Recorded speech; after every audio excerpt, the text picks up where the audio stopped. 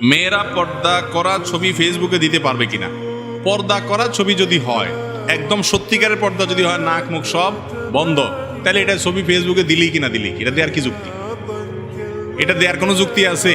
Makeup take up সব বন্ধ করে যদি দেয়, তো এখন এটা দেওয়ার কি যুক্তি থাকতে পারে? এটা দেওয়া উচিত না। ফেসবুক তো এখনো বাধ্যতামূলক করে নাই, করছে যে তোমরা ফেসবুকে প্রোফাইল পিকচারে ছবি দিতে হবে, না হলে তোমার অরিজিনাল ছবি না দিলে তোমার আইডি থাকবে না, এরকম তো বাধ্যতামূলক করে না। বাধ্যতামূলক করলে দরকার আইডি চালাবে না।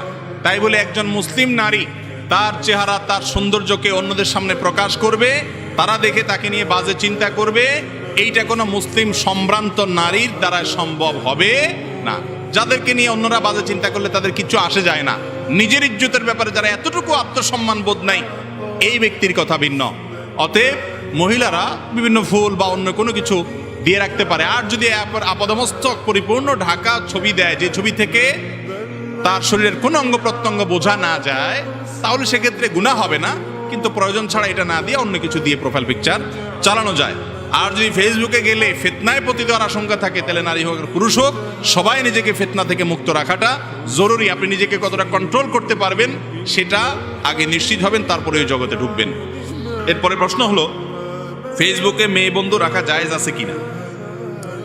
ফেসবুকে ফ্রেন্ড লিস্টে কোনো মেয়েকে বন্ধু হিসেবে রাখবেন কিনা?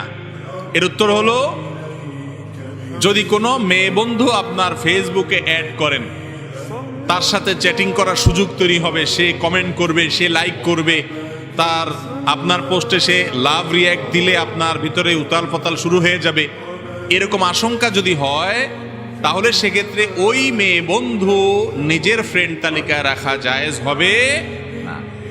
আপনার চরিত্র নষ্ট হতে পারে, আপনার মাথার চিন্তার ভিতরে বাজে কল্পনা আসতে পারে, এরকম পথে আল্লাহ বলেছেন যেও না, ওয়ালা তাকরাবুজ জিনা, জিনার কাছেও যেও না। আপনি হয়তো বলতেছেন না, কি আর হবে, আস্তে আস্তে আস্তে আস্তে ঠিকই অনেক কিছু হয়ে যাবে, ঈমান নষ্ট হবে, আমল নষ্ট হবে, আপনি খবরও রাখতে পারবেন না।